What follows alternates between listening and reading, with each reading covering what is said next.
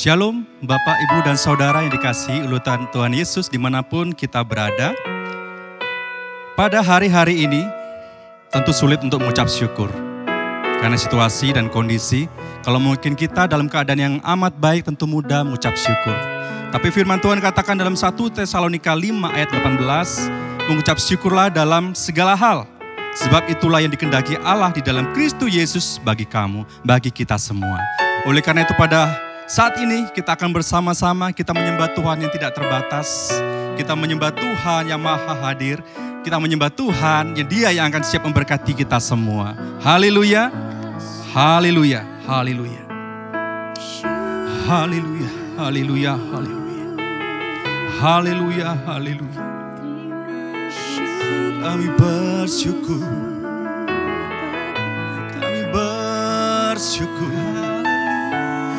Kami bersyukur padamu Tuhan, pemelihara hidupku. Kami rindukan hadirat-Mu. Kami rindukan Engkau, oh Tuhan.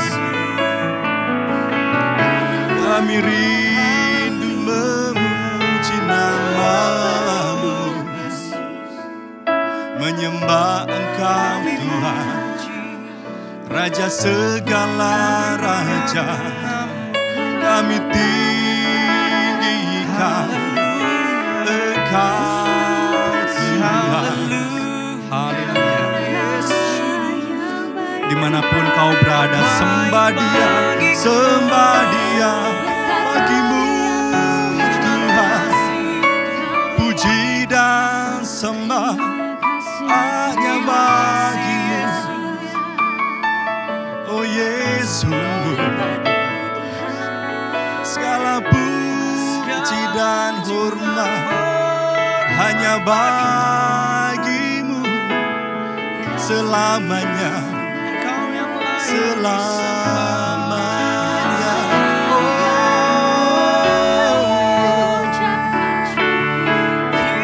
Haleluya, haleluya, haleluya. Kami sadari benar Tuhan, segala keberadaan kami karena anugerah-Mu, karena pemeliharaan Tuhan yang sempurna. Oleh sebab itu apapun keadaan kami tetap katakan Engkau Tuhan yang baik. Terima kasih Tuhan. Haleluya. Haleluya. Haleluya. Haleluya.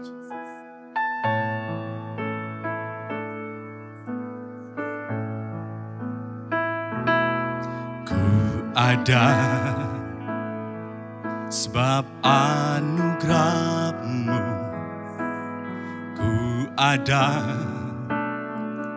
karena kasih-Mu, Tuhan Yesus. Ku berterima kasih buat kasih rahmat-Mu. Sama-sama katakan. Ku ada sebab anugerah-Mu. Ku ada karena kasih-Mu, Tuhan Yesus. Ku berterima kasih buat kasih rahmat-Mu. Terima kasih Yesus, Yesus. Terima kasih karena anugerah-Mu buat hidupku sekarang. Ku kan memuji-Mu selamanya.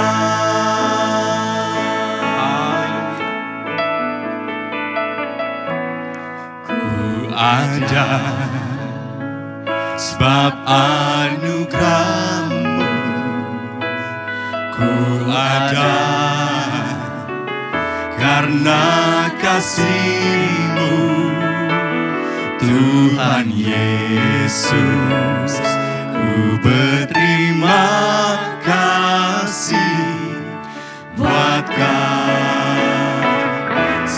rahmat-Mu. Terima kasih, terima kasih Yesus, Yesus. Terima kasih karena anugerah-Mu buat hidupku sekarang. Ku kan memuji-Mu selamanya. Terima kasih Yesus, Yesus. Terima kasih karena anugerah-Mu buat hidupku sekarang. Ku kan memuji-Mu selamanya. Ku kan memuji-Mu selamanya.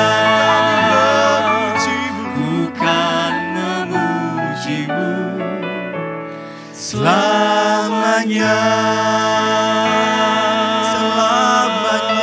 Selamanya kami memuji Engkau, kami menyembah Engkau, ya Yesus.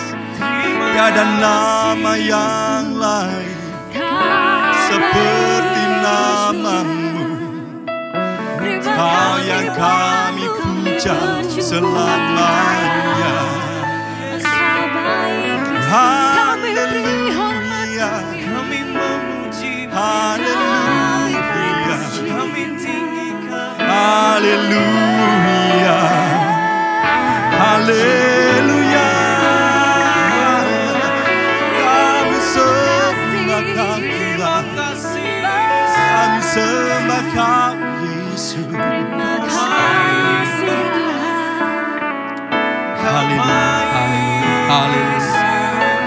Terima kasih Tuhan. Haleluya. Terima kasih Yesus. Haleluya. Haleluya. Terima kasih ya Tuhan. Engkau yang tidak terbatas, Engkau yang kami sembah dalam nama Yesus.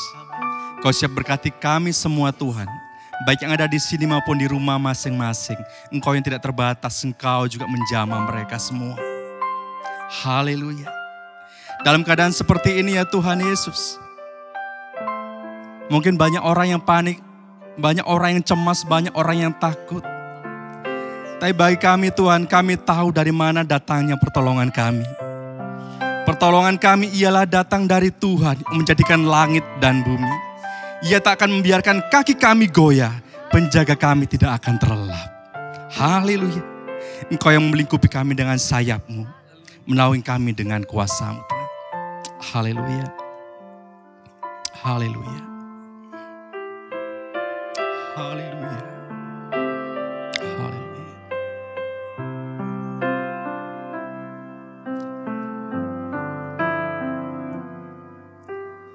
Lingkupiku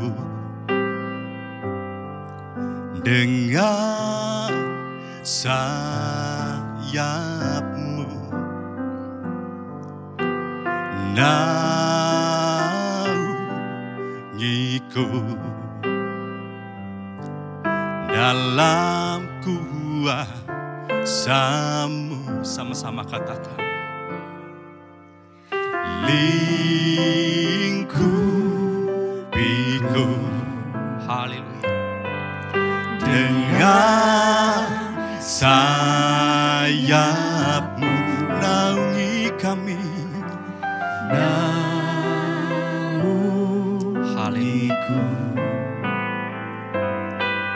dalam kuasa-Mu.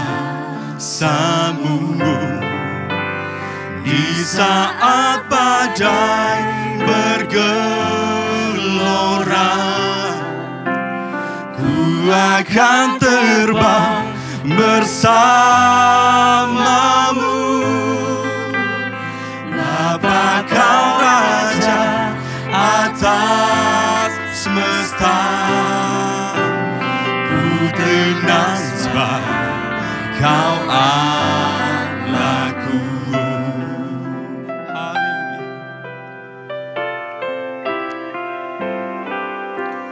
Lingkupiku dengan sayap-Mu, dengan sayap-Mu. Naungiku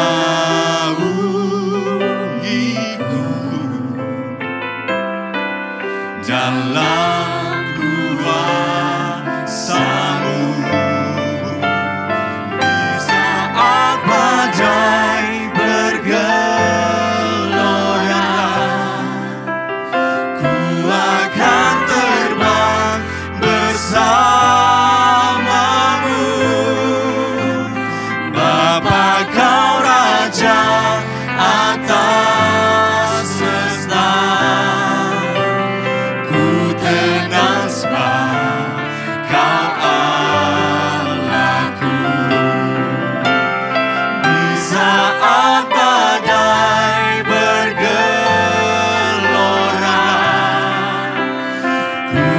Akan terbang bersama-Mu.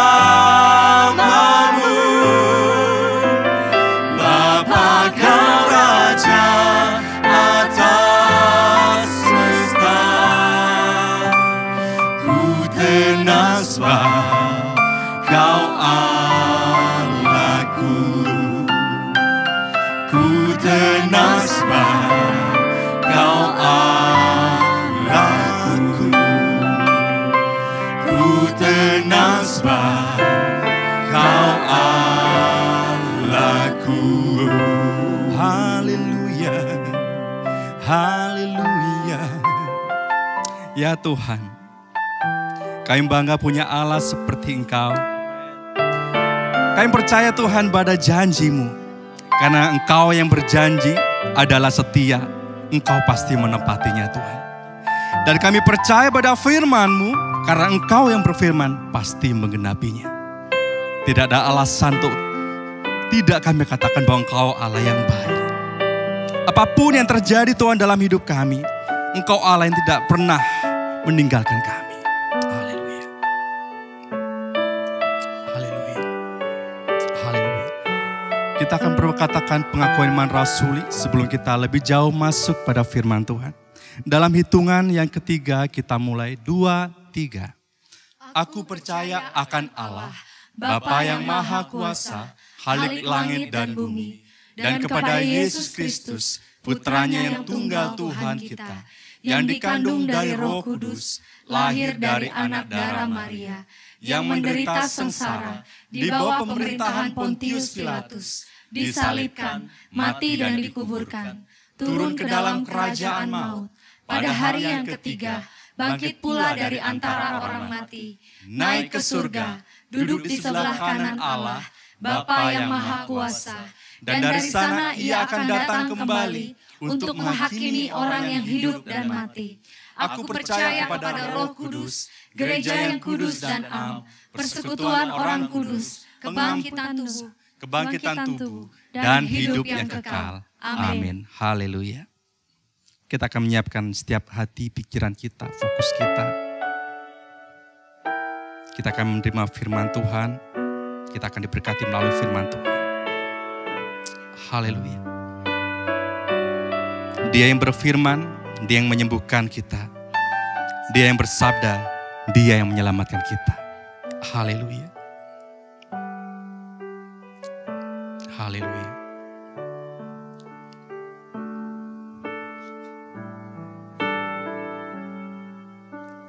Apapun yang terjadi dalam hidupku ini, Tak pernah ku ragukan kasih-Mu Tuhan. Lewat gunung yang tinggi, dalam lembah yang curam, tak pernah ku ragukan janji-Mu Tuhan.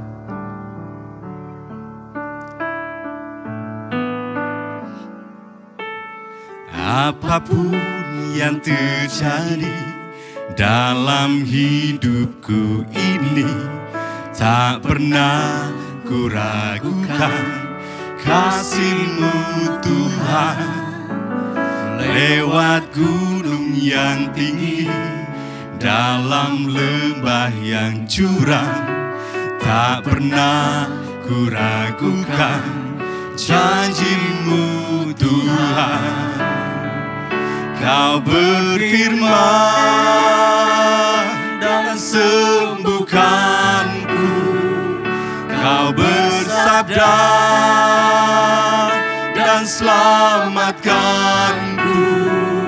Tiada yang mustahil bagimu.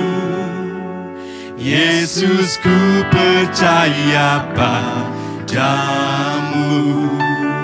Apapun yang terjadi Tuhan, kami percaya. Haleluya. Apapun yang terjadi dalam hidupku ini, tak pernah ku ragukan kasih-Mu Tuhan. Lewat gunung yang tinggi, dalam lembah yang curam, tak pernah ku ragukan janji-Mu Tuhan. Kau berfirman dan sembuhkanku, Kau bersabda dan selamatkanku. Tiada yang mustahil bagimu. Yesus, ku percaya padamu. Kau berfirman dan sembuhkanku, Kau bersabda dan selamatkanku. Tiada yang mustahil bagimu. Yesus, ku percaya padamu.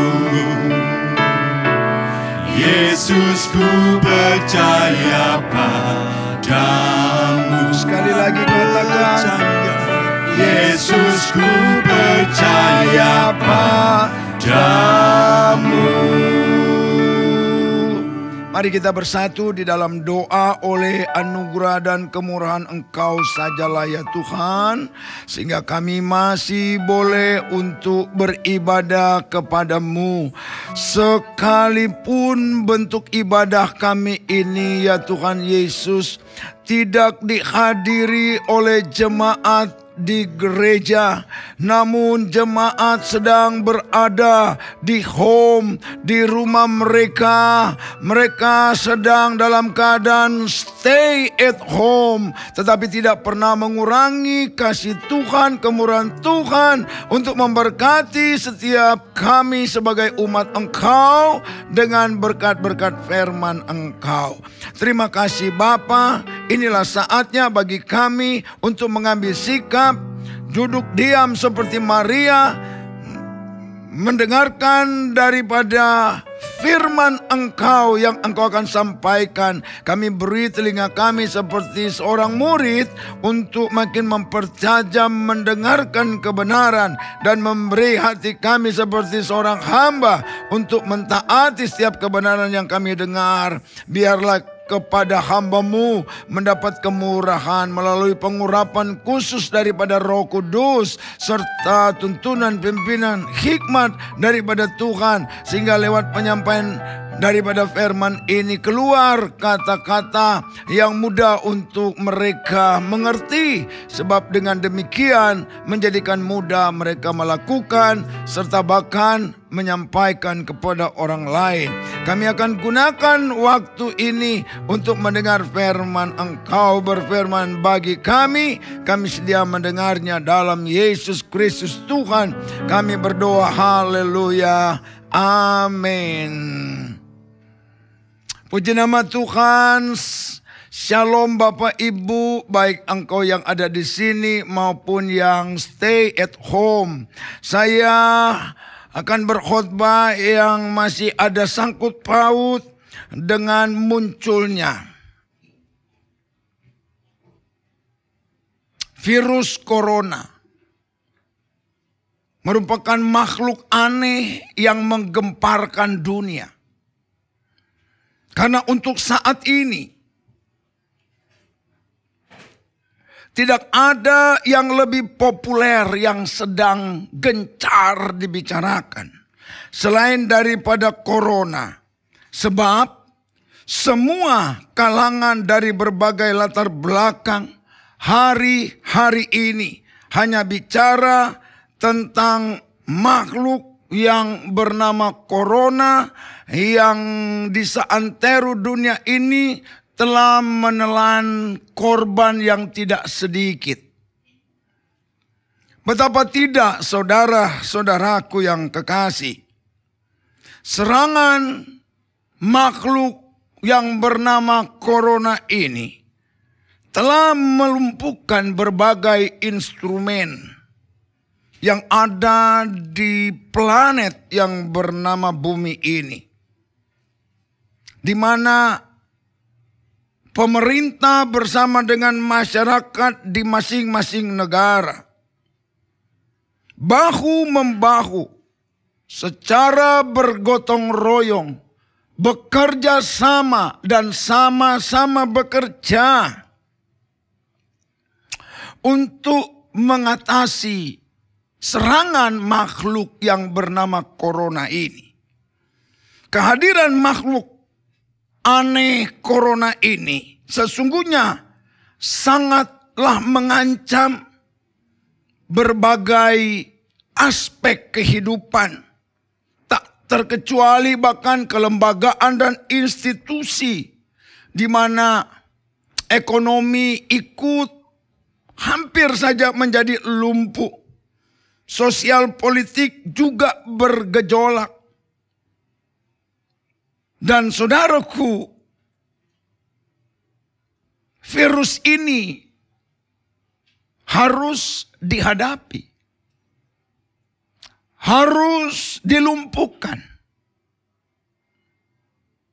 Dan ini virus sesungguhnya sangat ganas.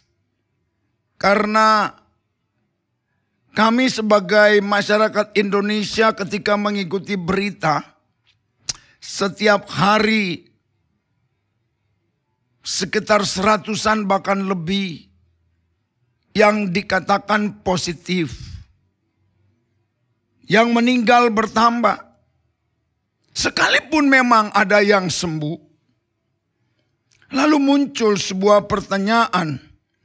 Apakah Tuhan tahu peristiwa yang cenderung sadis ini melanda umat manusia di seantero dunia? Jawabannya so pasti Tuhan tahu. Dan bahkan tidak menutup kemungkinan di mana Tuhan tidak hanya tahu, namun bisa saja ini adalah bagian dari kehendak Tuhan.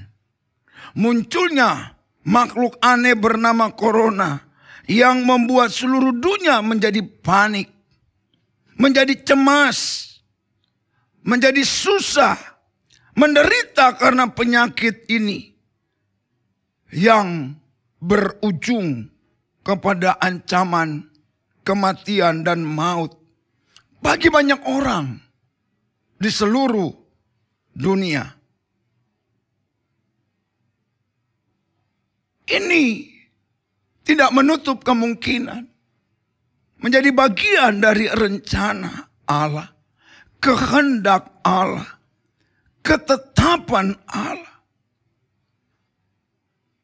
Adalah sesuatu yang tidak bisa kita tentang. Sesuatu yang tidak bisa kita protes saat sebuah peristiwa yang terjadi berada di wilayah secara doktrinal dikenal berpusat pada wilayah kedaulatan Tuhan. Terlepas manusia paham atau tidak paham, suka atau tidak suka, terima atau tidak menerima. Namun jikalau itu telah menjadi kehendak Tuhan atas wilayah kedaulatan Tuhan, maka kita tidak mungkin dapat mencegahnya, menjegalnya, menghentikannya. Saudaraku yang dikasihi oleh Tuhan Yesus. Nah, kita sebagai umat Tuhan, jika dengan sungguh-sungguh memperhatikan Alkitab yang berisikan tulisan kebenaran dari Tuhan, maka kemudian kehadiran makhluk corona yang membuat kesusahan besar bagi manusia bukanlah sesuatu hal yang mengagetkan orang percaya. Bukanlah sesuatu yang aneh bagi orang percaya. Mengapa demikian? Sebab jauh sebelum peristiwa ini terjadi, Alkitab yang berisikan kebenaran sudah menulis kurang lebih bahwa akan ada saatnya dunia akan ditimpa dengan masa sukar. Mari kita mengawalinya dengan membaca firman Tuhan dari 2 Timotius pasal yang ketiga ayat 1. Dengarkan baik-baik, saya membacakan untuk kita sekalian, baik yang ada di sini maupun mereka yang stay at home. Ketahuilah bahwa pada hari-hari terakhir akan datang masa yang sukar. Bisa saya mensetirnya begini, kalau terjadi masa-masa sulit, masa sukar, ini adalah tanda dunia mungkin akan berakhir. Walaupun kapannya tidak ada satu yang tahu. Tapi dengan adanya tanda-tanda seperti ini, klop. Apa yang ditulis oleh Alkitab? Ya merupakan kebenaran.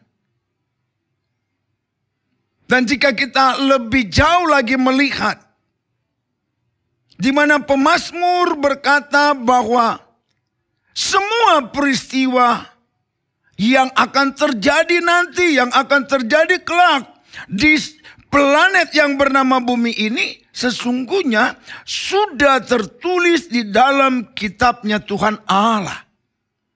Mari kembali kita melihat Mazmur 139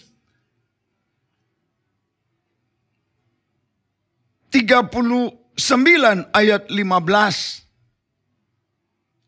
dan ayat 16.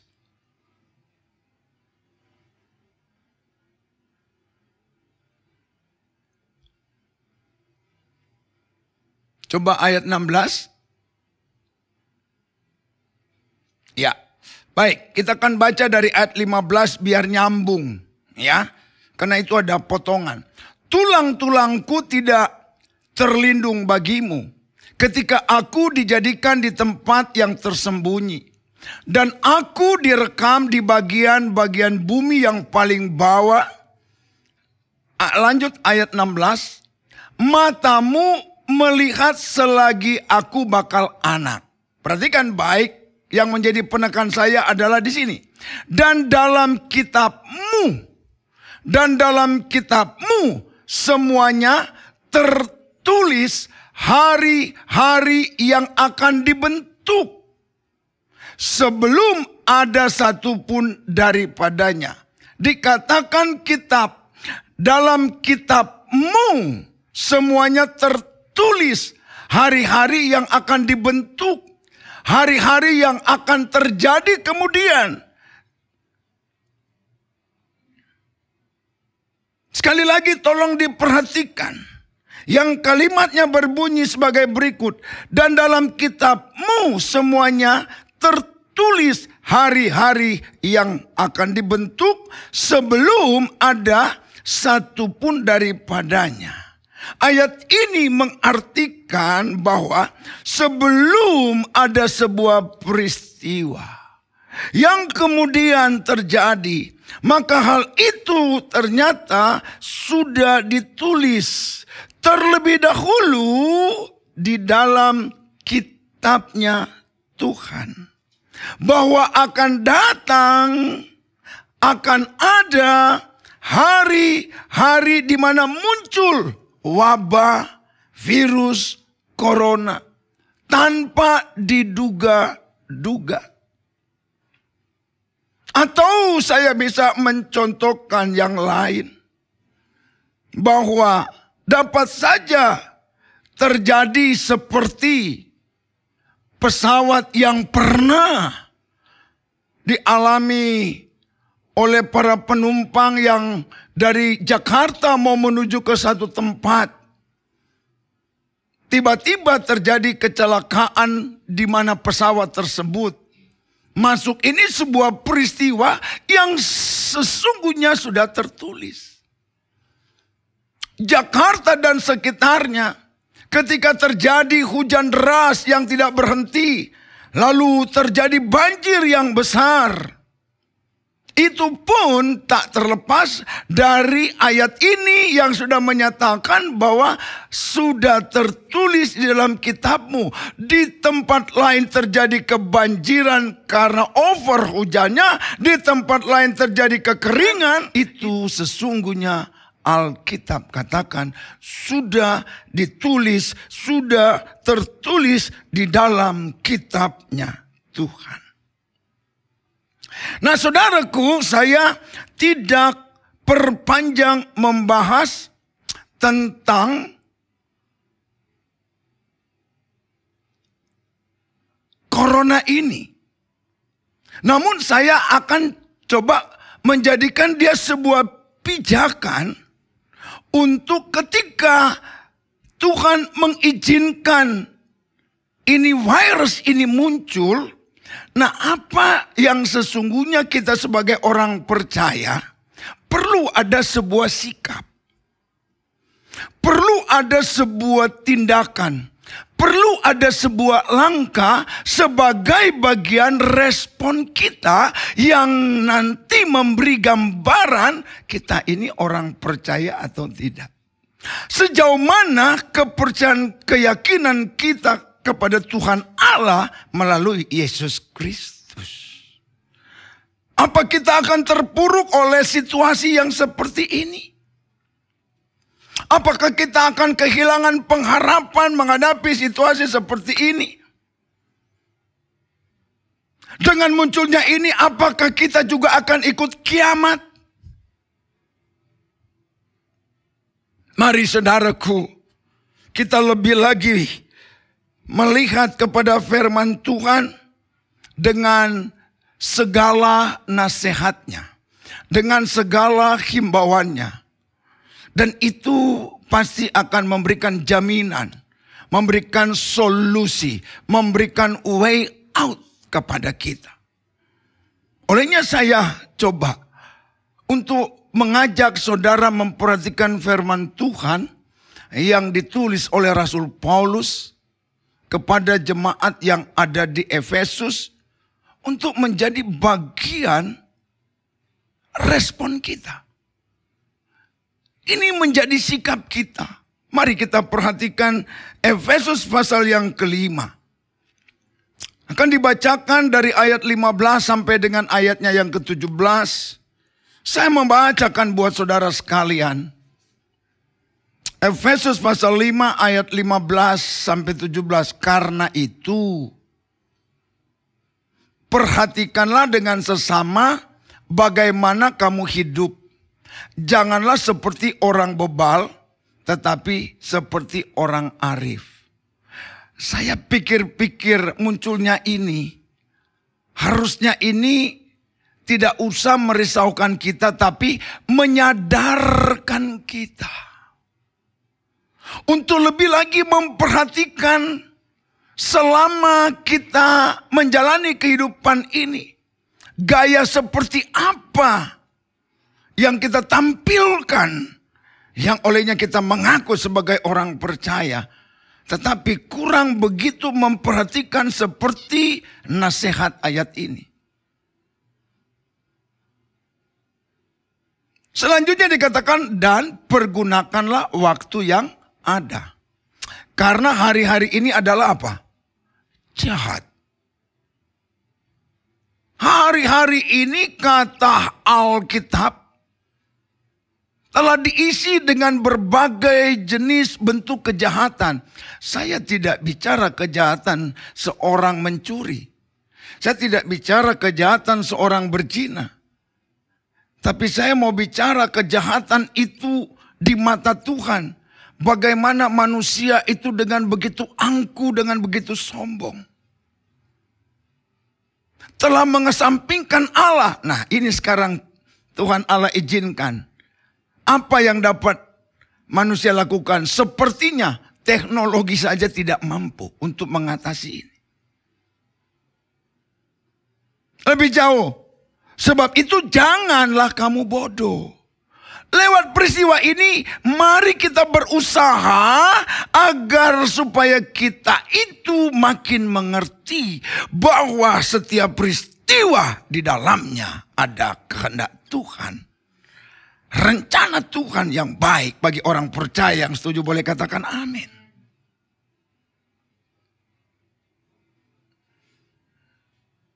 Perhatikan dengan seksama. Tidak hanya dibilang tolong diperhatikan. Tapi perhatikan itu disertai dengan kata seksama. Artinya memang benar-benar kita itu memperhatikan. Lalu kita berbalik. Untuk kemudian tidak hidup semau-maunya. Apalagi berbicara tentang aku tidak pernah percaya bahwa Tuhan itu ada. Sekarang mau percaya atau tidak percaya. Keangkuhan manusia menjadikan Tuhan turunkan baru satu model, ya, binatang langka, makhluk langka yang bernama virus corona. Kita pontang-panting semuanya. Ya, para ilmuwan terjun mencari bukan penyebabnya, tapi mencari agar bagaimana nanti ini musibah dapat dihentikan. Semua orang-orang yang punya tingkat intelektual itu terjun. Saudara yang Tuhan kasihi, para ilmuwan berlomba tidak mampu dapat mengerti tentang virus ini. Namun yang Tuhan mau melalui nasihat dan himbauannya, agar kita sebagai orang percaya mulai memperhatikan dengan seksama bagaimana seharusnya kita hidup.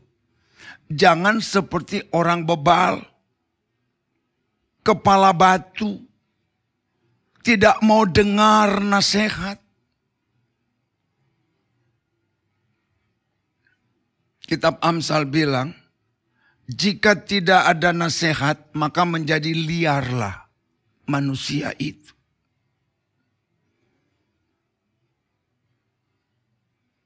Tuhan tidak mau kita terseret menjadi orang-orang bebal yang menolak nasihat Tuhan. Tapi Tuhan mau kita menjadi orang arif. Saya mengutip Mazmur pasal 1, berbahagialah mereka yang tidak kumpul dengan orang berdosa, tidak berdiri dalam jalan orang berdosa, dan kumpul dengan pencemooh. Itu jenis-jenis orang bebal. Tapi biarlah seperti perkataan Musa dalam Mazmur, ajar kami Tuhan, menghitung hari-hari kami sedemikian, agar kami itu memiliki, beroleh hati yang arif, hati yang bijaksana. Manusia berbahaya kalau dia makin pintar, makin jenius. Ya saudaraku, tetapi dia kurang begitu wise. Ini adalah sebuah ancaman yang menghukum manusia itu sendiri.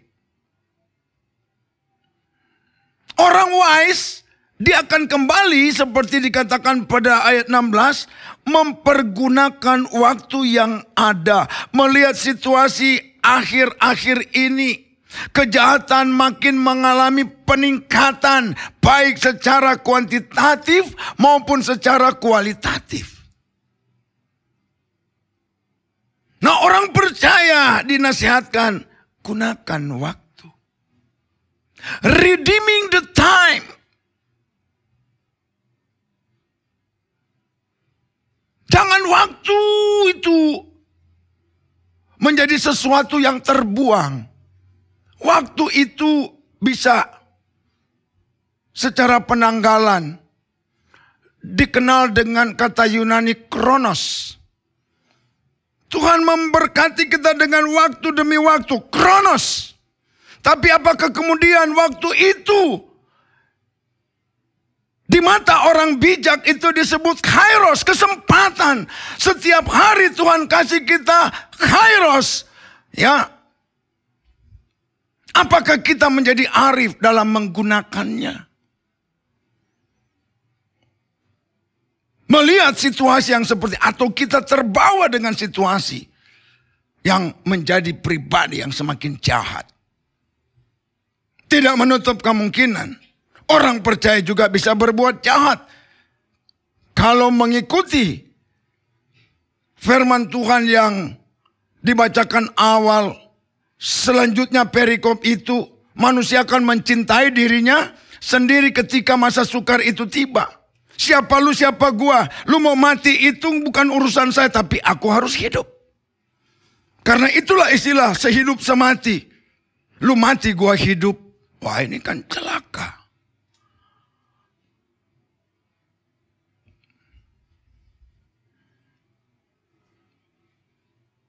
Jangan larut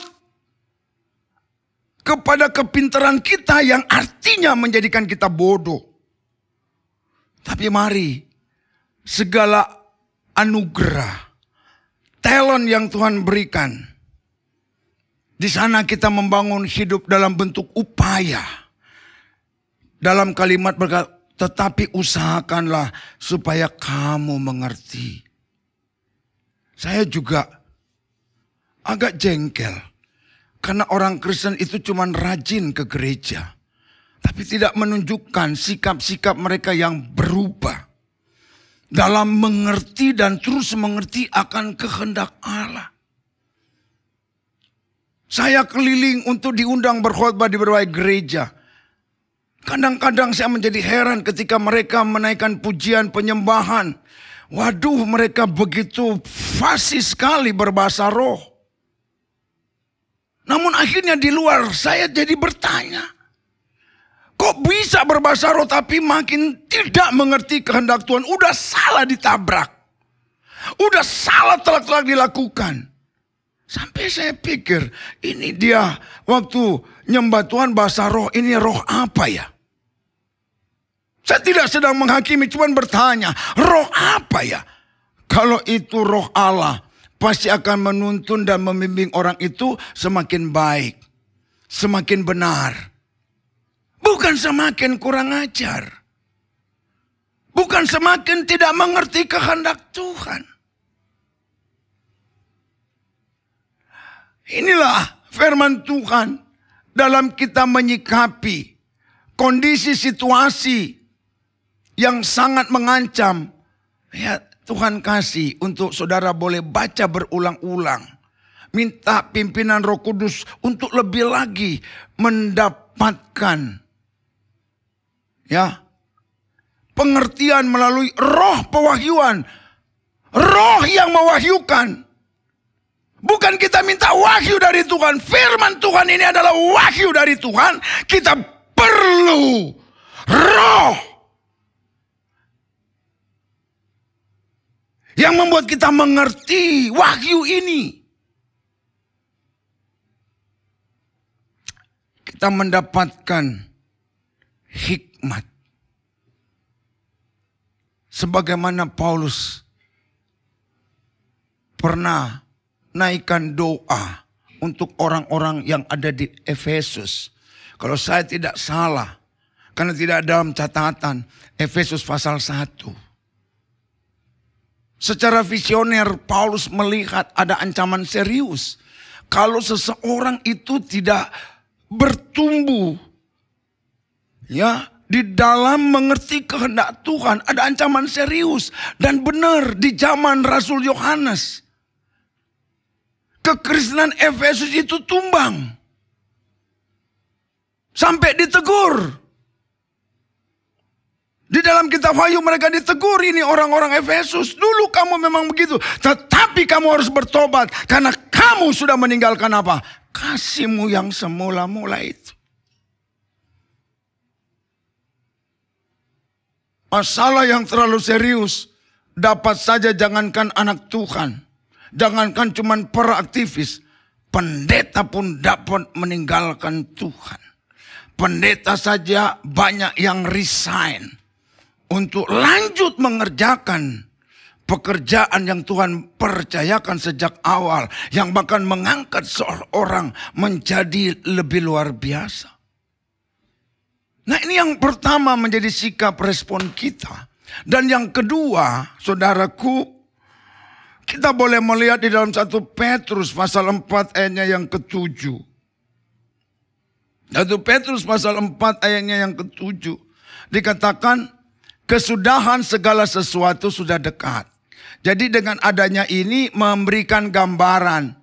Ya, ini ayat ditulis kurang lebih 2000 tahun yang lalu. Ketika 2000 tahun yang lalu sudah dikatakan kesudahan segala sesuatu sudah dekat. Nah, apalagi dengan sekarang, berarti dia sudah lebih dekat, sudah semakin dekat. Nah, apa nasihat firman Tuhan? Karena itu kuasailah dirimu dan jadilah tenang supaya kamu dapat berdoa. Kata dapat berdoa agar kamu itu bisa membangun komunikasi. Ya, menyampaikan cakap-cakapmu, kata orang Malaysia. Ceritamu kepada Allah. Dan itu cuman mungkin kalau kita itu berada di dalam ketenangan. Bisa menguasai diri. Ya. Pemazmur berkata dalam Mazmur 62, hanya dekat Allah kita bisa tenang.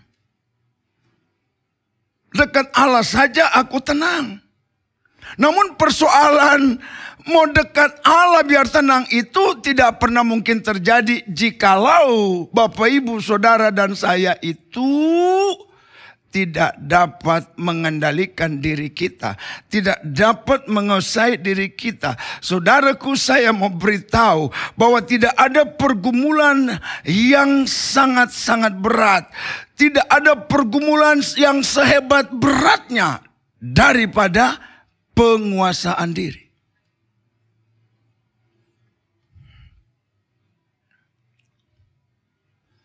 Penguasaan diri ini, saudaraku, menjadi sebuah tantangan yang berat bagi setiap manusia di dalam dia membangun jati diri.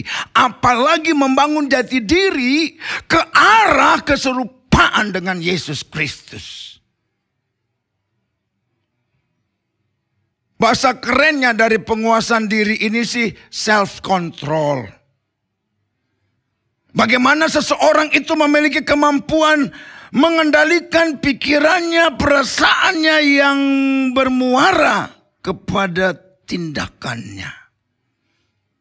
Tindakannya itu bermoral atau amoral. Saudara, ada seorang yang pernah muncul di planet ini, dikenal dengan Alexander Agung, Alexander the Great. Ini orang hebat. Di usia yang masih muda sudah menaklukkan bumi ketika itu. Tapi karena tidak bisa menguasai diri. Saudaraku, orang hebat ini rontok.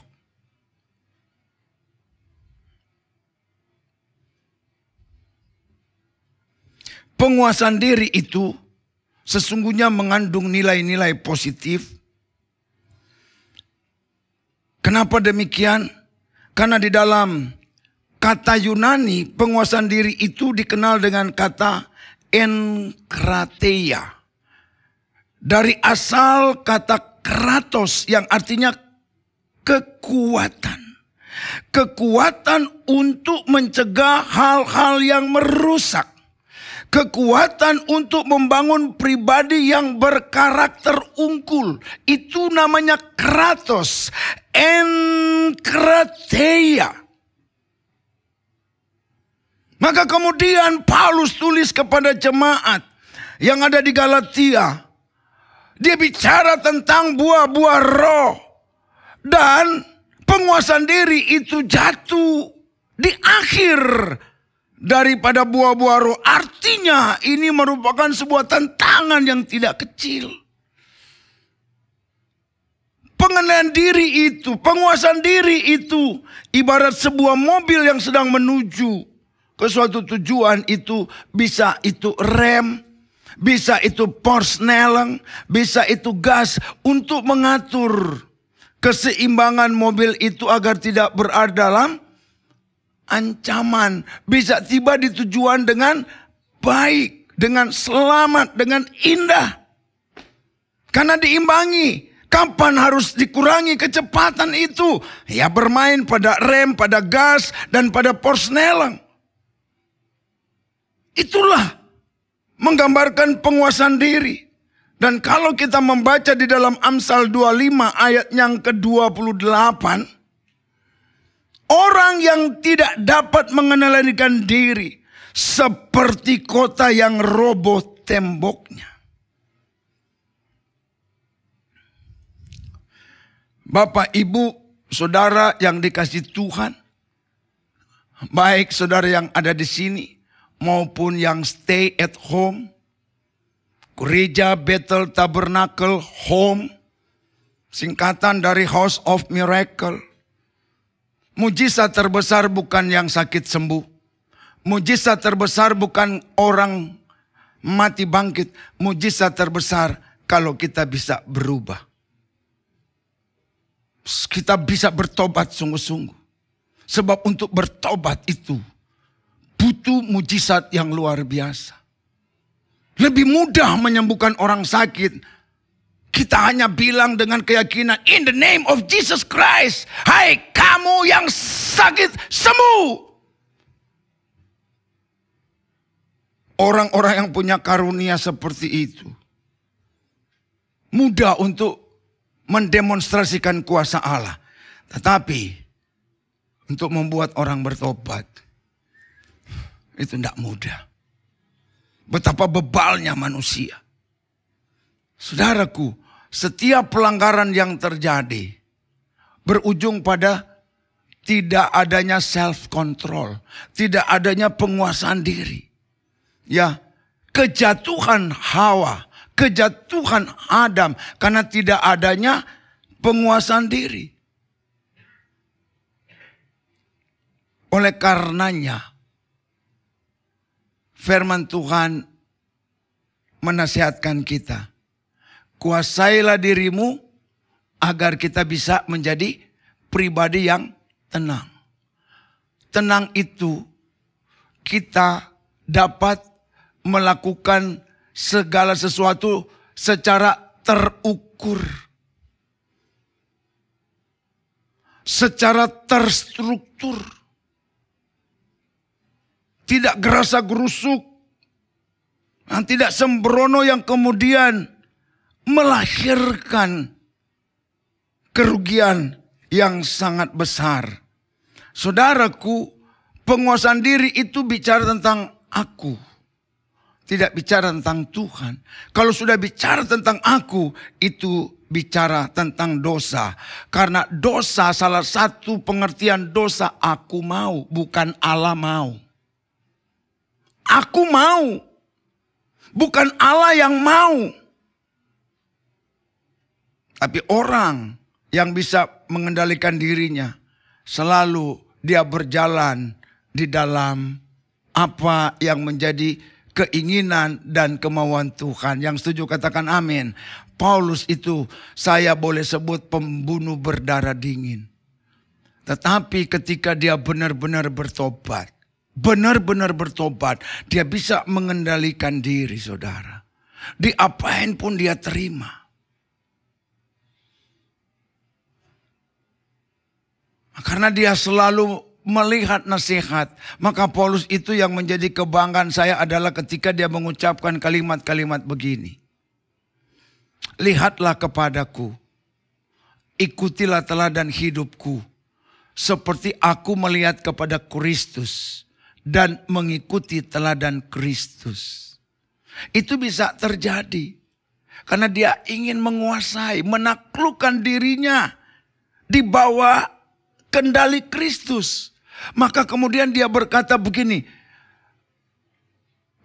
hidupku bukannya aku lagi. Bayangkan. Melainkan Kristus yang hidup di dalam hidupku.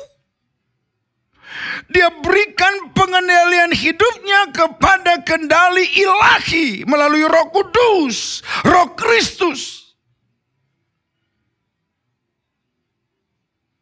Maka kemudian dalam Korintus dia katakan siapa yang ada di dalam Kristus, sesungguhnya ia adalah ciptaan baru. Menjadi ciptaan baru karena yang lama itu sudah berlalu. Yang rusak berlalu. Yang kotor berlalu. Yang tidak baik berlalu. Yang muncul yang bersih. Yang muncul yang baik. Dan dia tidak pernah mengeluh ketika kehendak Tuhan membuat dia menjadi banyak susah, banyak tersiksa, banyak menderita.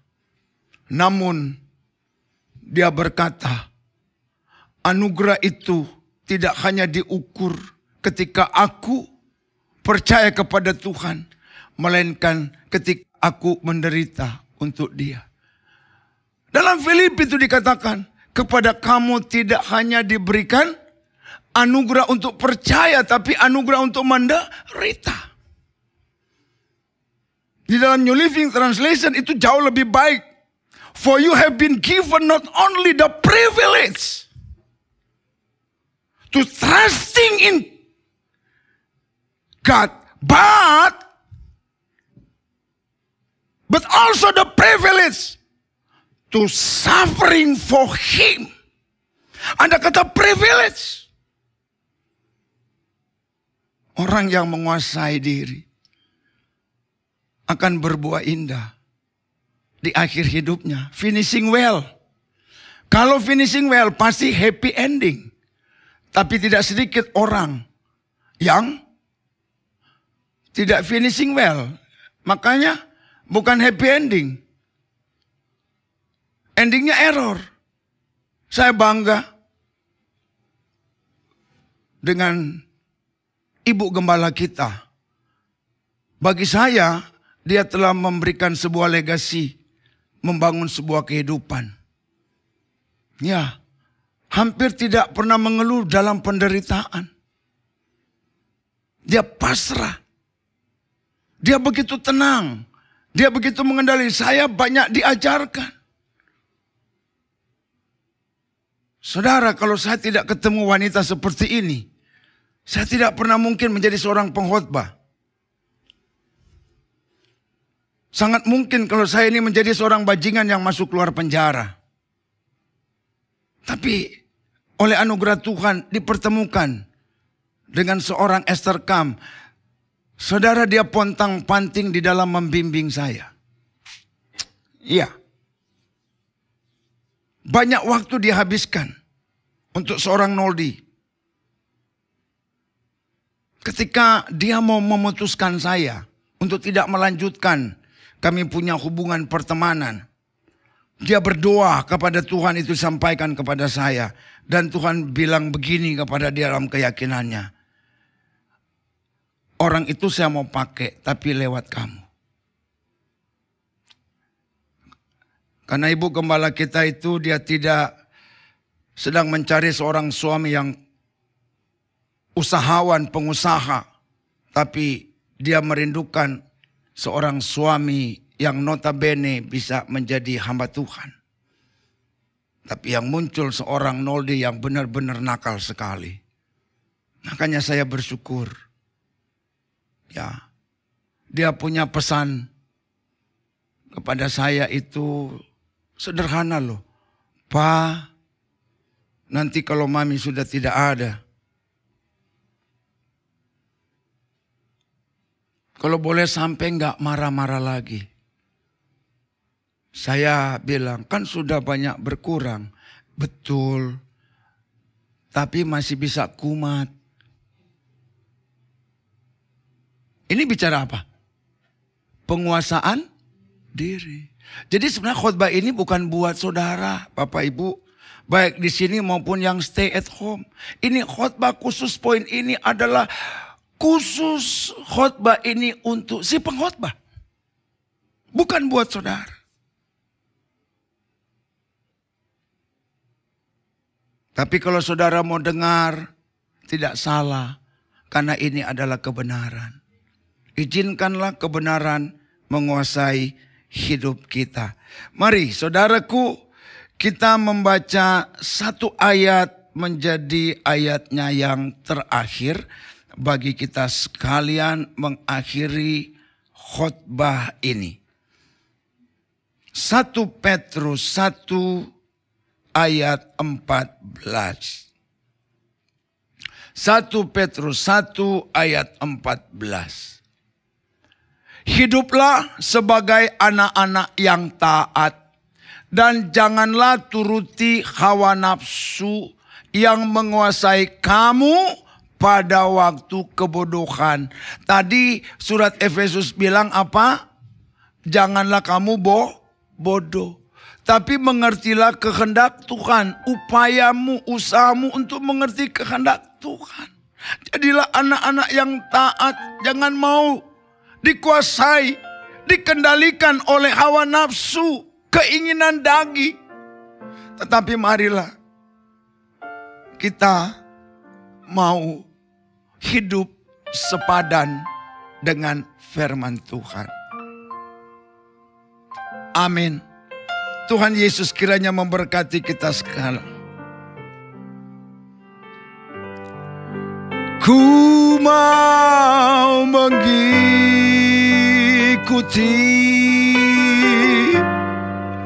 kehendak-Mu ya Bapa.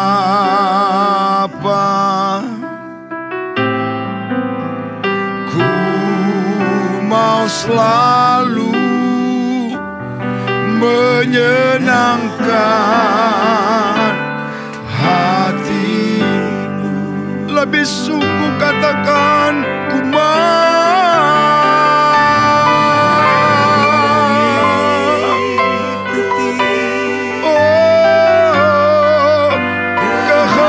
kehendak-Mu ya Bapa.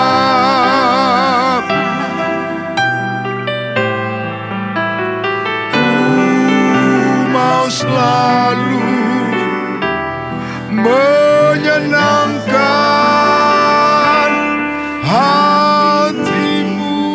Sekali saja dari bait awalnya. Dengan sungguh katakan, yes. Janganlah kita ditipu oleh situasi sehingga mata kita hanya tertuju kepada virus corona. Tapi mari kita mau alihkan untuk mata kita tertuju kepada Tuhan Sang Penolong. Dia yang berkata, mari kepadaku engkau yang berbeban berat, yang letih lesu. Aku Tuhan Yesus akan memberikan kepadamu kelegaan sejati. Yes, masuk rencanamu untuk membesarkan kerajaanmu. Ku mau mengikuti, ku mau mengikuti, amin, kehendakmu ya Bapa. Ku mau selalu, ku mau selalu menyenangkan hatimu Tuhan. Ku mau selalu, ku mau selalu menyenangkan hatimu.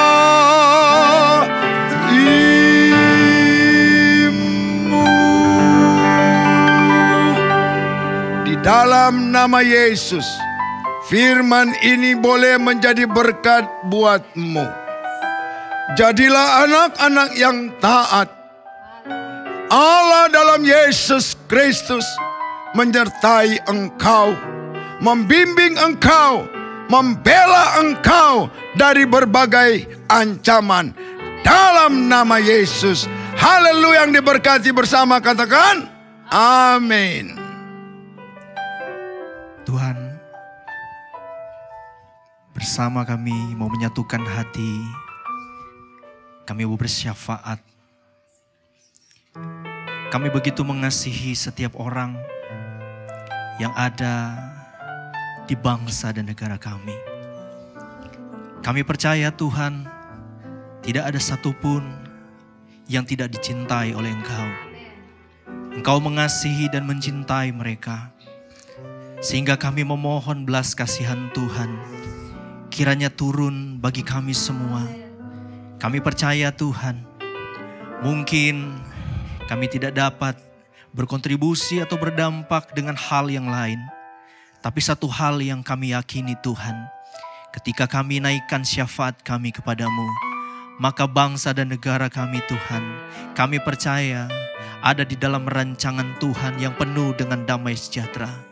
Kami percayakan bangsa dan negara kami Tuhan, kiranya Tuhan yang berdaulat, yang berotoritas penuh, yang memiliki kuasa, biar kiranya Tuhan nyatakan kehendak-Mu, nyatakan apa yang menjadi keinginan-Mu, sehingga bangsa dan negara kami Indonesia ini Tuhan dapat mengenal dan dapat mengerti bahwa apa yang mereka cari hanyalah satu, yaitu jalan keselamatan satu-satunya di dalam Tuhan Yesus Kristus yang kami percaya. Tuhan, kami berdoa untuk pemerintahan dan ekonomi kami Tuhan. Kami tahu Tuhan ada gonjang-ganjing, ada segala sesuatu yang membuat kami khawatir dan takut. Tetapi kami percaya selama Tuhan menyertai bangsa dan negara ini, kami yakin Tuhan kami ada di dalam penguasaan diri, ada di dalam ketenangan. Sehingga kami hari ini mau berlutut dan berdoa kepada Tuhan agar Tuhan yang tolong kehidupan kami. Kami berdoa buat gereja di seluruh dunia. Kami berdoa buat setiap hamba-hamba Tuhan. Kiranya Tuhan Engkau memberikan mereka kekuatan, memberikan hikmat dan kebijaksanaan. Kami percaya Tuhan, memang iman kami pasti dalam Kristus. Tetapi kami juga memiliki akal budi yang benar-benar Tuhan kami mau gunakan supaya kami mengerti Tuhan. Pada saat ini Tuhan, kami pun harus tunduk kepada pemerintahan yang menjadi wakil Allah di bumi ini. Biar kiranya Tuhan gereja pun dapat berkontribusi untuk tetap stay at home dan berdoa untuk apa yang sedang terjadi pada saat ini. Kami berdoa untuk para medis, mereka yang ada di garda terdepan. Berikan mereka Tuhan kekuatan, berikan mereka kesehatan, berikan mereka kemampuan yang ilahi Tuhan. Kami percaya ada anak-anak Tuhan pun di tempat itu. Kami percaya para medis, polisi, tentara semua Tuhan. Ada juga anak-anak Tuhan yang berdoa, yang berjerih lelah. Kami minta sama Tuhan, biar kiranya Tuhan yang memampukan mereka, berikan mereka kekuatan. Korban terdampak kami tahu Tuhan, mereka mengalami yang namanya sakit penyakit. Tapi kami yakin dan percaya Tuhan, jikalau Tuhan mau melawat mereka, Tuhan mau menyatakan kemuliaan Tuhan, maka tidak ada yang mustahil Tuhan. Engkau sanggup untuk memulihkan mereka yang terdampak. Dan kami yakin dan percaya nama Tuhan dimuliakan.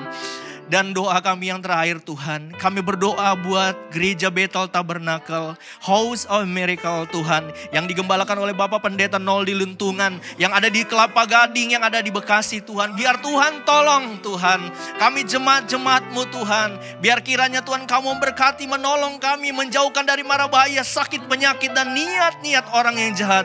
Dan kami percaya Tuhan, kami adalah satu tubuh, saling berdoa dan saling menyemangati. Dan kami yakin dan percaya hari ini dengan hancur hati, dengan ketulusan hati, Tuhan dengar setiap doa jemaat Tuhan di GBT House of Miracle. Terima kasih Tuhan, terima kasih. Biar kiranya Tuhan doa ini yang kurang dari sempurna ini Tuhan, kami mau sempurnakan di dalam doa yang sudah Tuhan Yesus ajarkan, yaitu doa Bapa kami. Bapa kami yang di surga, Dikuduskanlah namamu, datanglah kerajaanmu, jadilah kehendak-Mu di bumi seperti di surga. Berikanlah kami pada hari ini makanan kami yang secukupnya, dan ampunilah kami akan kesalahan kami, seperti kami juga mengampuni orang yang bersalah kepada kami. Dan janganlah membawa kami ke dalam pencobaan, tapi lepaskanlah kami daripada yang jahat. Karena Engkaulah yang mempunyai kerajaan dan kuasa dan kemuliaan sampai selama-lamanya. Dan akhirnya saudaraku, arahkanlah hati, pikiran dan hidupmu kepada Tuhan Allah sumber segala berkat. Daripadanya lah mengalir berkat bagi kita sekalian. Oleh karenanya dengan iman terimalah berkat. Tuhan memberkati engkau dan melindungi engkau. Tuhan menyinari engkau dengan wajah-Nya dan memberi engkau kasih karunia. Tuhan menghadapkan wajah-Nya kepadamu dan memberi engkau damai sejahtera.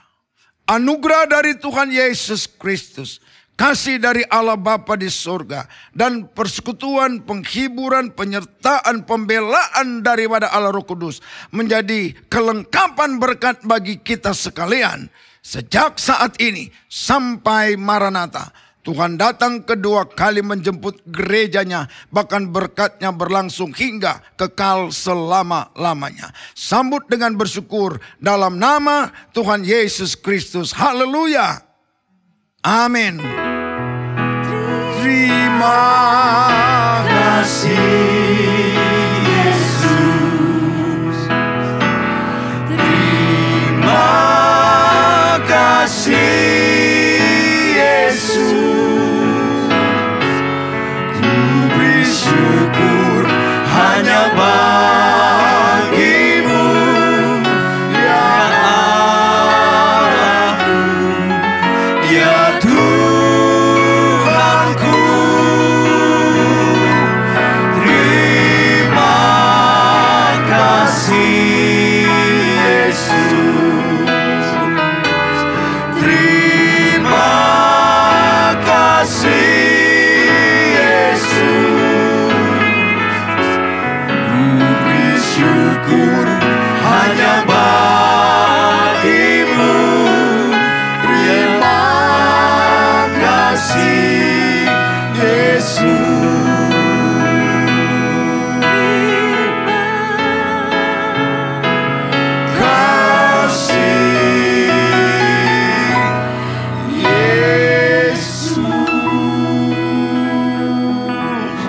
Shalom, Tuhan Yesus memberkati. Amin.